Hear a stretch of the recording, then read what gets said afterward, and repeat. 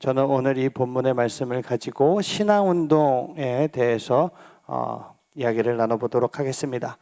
여러분은 핸드폰이나 컴퓨터가 고장났던 경험이 있습니까? 얼마 전에 아이폰을 쓰던 사람이 갑자기 화면이 이렇게 바뀌어가지고 어떠한 조치를 취해도 작동이 안 되는 경험을 했다라고 해요. 급하게 핸드폰을 써야 하고 AS 센터를 갈 시간도 없어서 난감한 상황이었어요. 이럴 때는 어떻게 하면 될까요? 이럴 때 어떻게 해야 될까요? 애플 홈페이지에 가면 애플 회사에서 매뉴얼이라는 것을 홈페이지에 등록을 해놨습니다. 그래서 그 매뉴얼대로 하면 이런 오류들이 해결이 되는 거예요. 이렇게 기계나 제품이 고장났을 경우에 제품의 그 매뉴얼대로 하면 문제가 해결되고 다시 제대로 작동하는 것을 볼 수 있어요.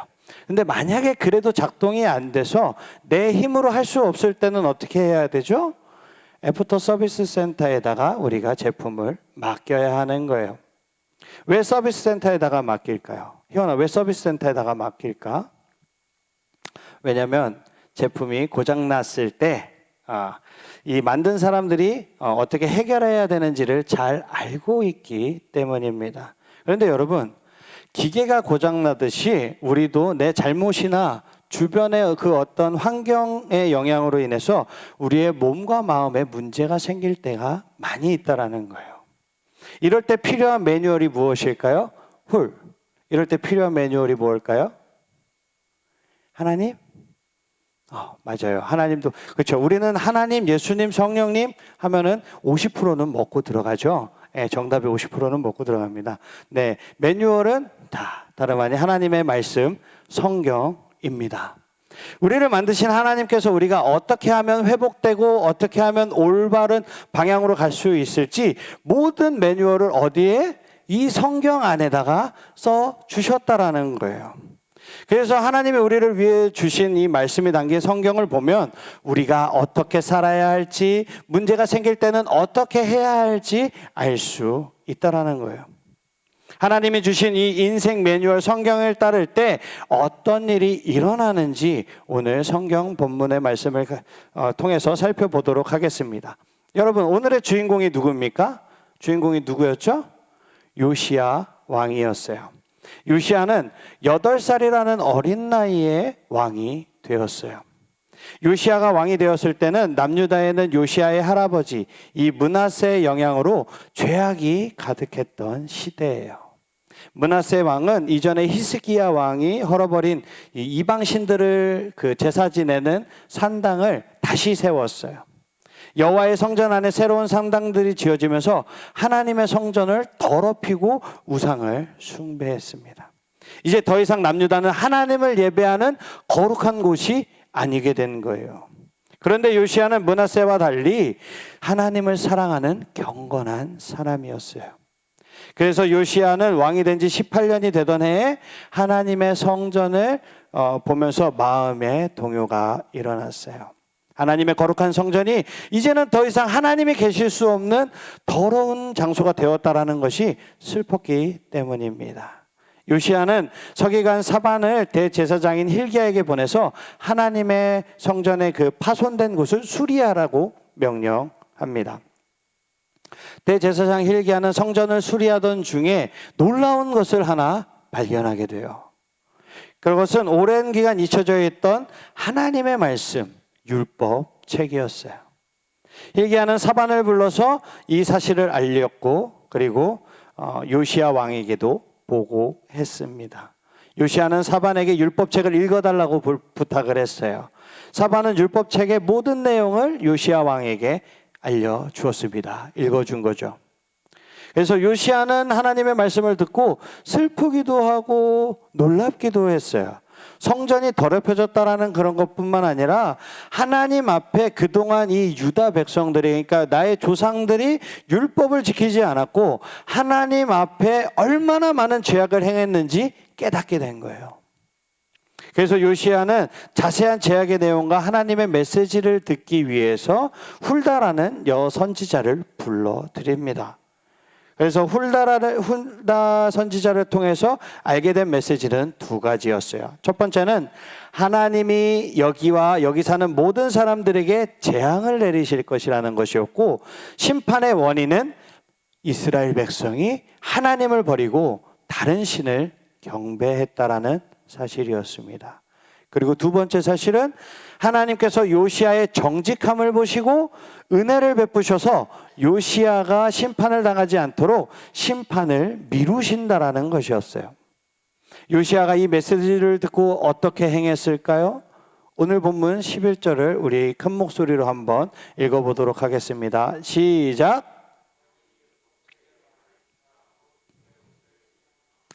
요시야는 비통한 마음으로 옷을 찢었어요. 옷을 찢었다라는 말은 무엇이냐면 내가 하나님 앞에 회개한다라는 거예요. 그래서 비통한 마음으로 옷을 찢으며 회개했습니다.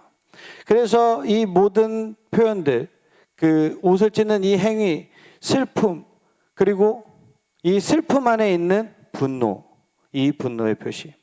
요시야는 백성들의 죄로 인해서 하나님 앞에 부끄럽고 이 멸망당할 이 나라를 생각하면서 슬펐고 죄악에 빠져있는 이 현재 상황에 분노한 거예요. 요시야는 복잡한 심정으로 하나님 앞에 회개했습니다. 그리고 요시야는 하나님의 말씀을 기준으로 다시 이 나라를 하나님 앞에 드리기로 결단하면서 종교개혁을 시행합니다. 다른 신을 두지 말라라는 이 10계명의 말씀을 기준으로 모든 산당과 우상들을 없애버렸어요. 그리고 요시야는 전국에 유월절을 지키도록 명령했습니다. 여러분, 유월절이 무슨 날인가요? 유월절. 유월절은 이스라엘 백성들이 종살이하던 이 애굽에서 하나님의 인도하심으로 탈출하게 된 이 출애굽을 기념하는 날입니다. 요시야는 유월절 절기를 지킴으로써 하나님의 백성이라는 이 공동체의 정체성을 회복하고 종교개혁을 완성했습니다. 이런 요시야 왕을 성경은 뭐라고 소개하고 있냐면요, 2절을 한번 함께 읽어보도록 하겠습니다. 요시야가 여호와 보시기에 정직히 행하여 그의 조상 다윗의 모든 길로 행하고 좌우로 치우치지 아니하였다라고 말씀하고 있습니다. 하나님의 말씀대로 온 나라를 거룩하게 회복시킨 요시야에 대해서 성경은 다윗과 같은 왕이라고 표현해주고 있어요. 이것이 성경이 말하는 율법이 정의하는 가장 이상적인 왕입니다. 요시야는 끝까지 율법을 준수하는 일에 좌로도 우로도 치우치지 않은 왕이었습니다. 사랑하는 청소년부 친구들, 요시야가 이렇게 하나님의 뜻대로 무너진 백성들의 신앙과 더럽혀진 성전을 회복시킬 수 있었던 것은 하나님의 뜻이 무엇인지 가르쳐주는 이 성경을 발견했기 때문이에요. 성경이 그것을 가르쳐 주었기 때문입니다. 만약에 요시야가 하나님의 말씀을 발견하지 못하고 듣지 못했다라면 모르기는 몰라도 이렇게 하나님이 보시기에 정직할 만큼, 성경의 가장 위대한 다윗을 닮았다라고 칭찬할 만큼 이런 일들을 행하지 못했을 거예요. 그래서 성경은 우리가 어떻게 하면 하나님의 뜻을 따를 수 있는지, 하나님의 뜻이 무엇인지, 하나님이 원하는 것을 행할 수 있는지 가르쳐주는 기준이 되는 거예요. 이 성경이 우리의 삶의 유일한 표준이고 기준이 되는 것입니다. 우리가 성경을 모르고 성경을 읽지도 않고 성경이 아닌 다른 것이 우리의 삶의 기준이 된다라면 우리는 결국 하나님의 뜻대로 살아갈 수 없다라는 거예요. 우리의 영혼과 삶이 무너졌을 때 다시 회복할 수도 없다라는 거죠.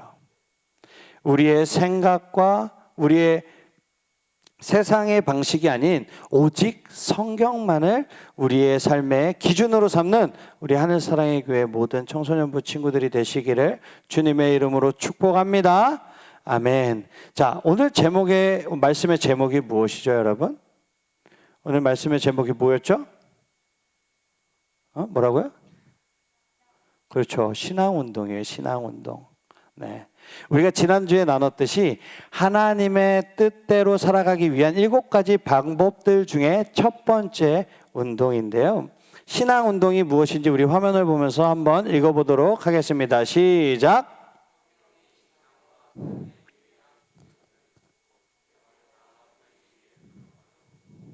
여러분, 이 운동의 취지에 동의하십니까? 아멘. 우리 동의하는 친구들만 큰 목소리로 한번 아멘 해볼까요? 몇 명 안 들리는 것 같은데? 동의하십니까? 조금 더 들리는 것 같은데? 동의하십니까? 아멘. 네, 동의하시는 줄로 믿겠습니다. 사랑하는 친구들, 우리의 삶 속에서 성경만이 우리의 삶의 유일한 기준임을 믿고 따라 살기 위해서 노력을 한다면 우리도 요시야와 같이 하나님 앞에 정직한 자라고 칭찬받고 하나님의 은혜를 더 경험할 수 있게 됩니다. 여러분이 살면서 어려움이 있을 때, 하나님의 뜻이 무엇인지 헷갈렸을 때, 여러분들이 살면서 문제가 생겼을 때, 언제 어떠한 상황에서든지 이 말씀을, 하나님의 말씀을 가까이 하면서 말씀을 따라 살아가는 여러분들이 되시기를 주님의 이름으로 축복합니다. 내 생각과 내 경험과 내가 생각하는 그 어떠한 것으로 모든 문제들을 해결해 나가는 것이 아니라 성경은 이런 상황을 무엇으로 이야기하고 있는지, 성경은 우리에게 무엇을 가르쳐주고 있는지 성경을 우리가 읽어보고 성경에 따라 살아가게 되면 우리는 그 모든 문제를 해결할 수 있는 거예요. 그거는 무엇이냐면 이것을 내가 하겠다라는 것이 아니라 하나님께서 이 문제를 해결해 주세요. 내 힘과 내 능력과 내 노력으로는 되지 않으니까 하나님께서 도와주세요라고 우리가 고백하는 거예요. 그래서 우리가 성경 속에 지혜와 해답이 있음을 발견할 수 있어야 합니다. 우리 마지막으로 결단하면서 함께 외쳐보도록 하겠습니다. 우리 화면 보면서 우리 한번 외쳐볼까요? 시작! 우리 한 번 더 읽어보겠습니다. 시작! 성경이 나의 삶의 유일한 기준입니다. 아멘. 다 일어나시겠습니다. 말씀 앞에서 찬양하고 기도하겠습니다.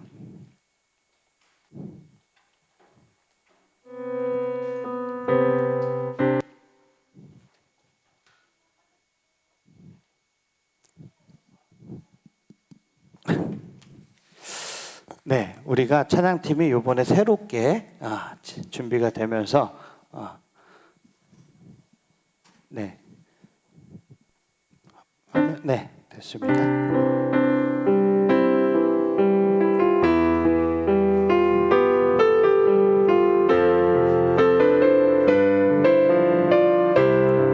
말씀 앞에서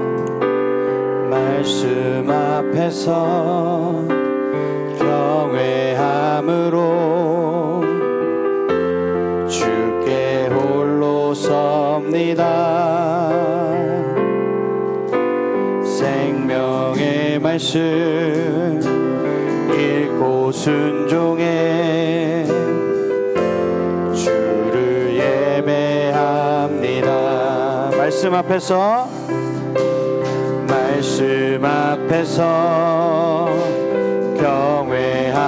경외함으로 주께 홀로 섭니다. 생명의 말씀 읽고 순종해 주를 예배합니다. 기록된 말씀 힘이 있어서 진리로 우릴 거룩해 하며 거룩한 말씀 세세 영원히 복음이 되어 말씀하시네. 하나님 말씀에 두려워 떠는 자, 그 말씀에 생명을 거는 자, 한 사람 찾으시는 주님의 약속을 믿어. 하나님 말씀에 운명을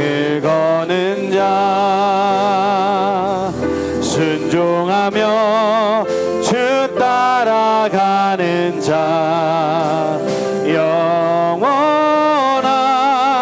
하나님 나라 이뤄갈 주의 교회여 우리 처음부터 고백하겠습니다. 말씀 앞에서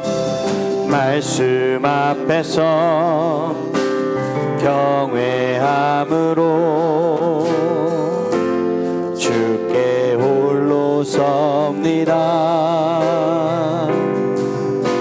생명의 말씀 읽고 순종해 주를 예배합니다. 기록된 말씀 힘이 있어서 진리로 우릴 거룩해 하며 거룩한 말씀 세세 영원히 복음이 되어 말씀하시네. 하나님 말씀에 두려워 떠는 자 그 말씀에 생명을 거는 자 한 사람 찾으시는 주님의 약속을 믿어 하나님 말씀에 운명을 거는 자 순종하며 주 따라가는 자 영원한 하나님 나라 이뤄갈 주의 교회여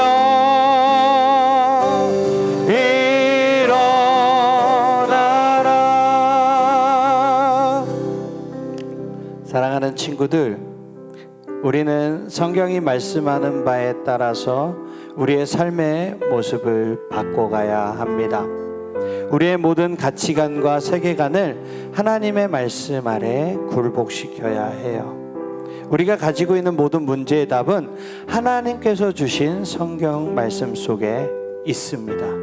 그래서 오늘 배운 신앙운동의 출발점은 성경이 답이다 이거예요. 여러분, 성경은 이 세상의 그 어떤 학문이나 신앙의 체험보다 우위에 있습니다. 우리는 성경으로 돌아가야 해요. 성경을 읽어야 하고 성경을 묵상하는 생활을 습관화해야 합니다. 성령님이 도와주심 아래서 성경을 읽고 성경을 해석해야 하는 거죠. 성경을 통해서 예수님의 생명력을 얻고 그로 인해서 하나님의 말씀에 순종하기를 주님의 이름으로 축복합니다. 우리 이 시간 짧게 기도할까요? 하나님의 말씀에 우리의 삶이 바뀌게 해주세요. 우리의 모든 가치관과 세계관이 하나님 나라, 하나님 중심적인 가치관으로 바뀌게 해주시옵소서. 그래서 우리의 모든 문제가 성경 안에 답이 있음을 깨닫고 순종하게 해주세요. 우리 말씀 생각하시면서 우리 이 시간 합심하여 기도하겠습니다.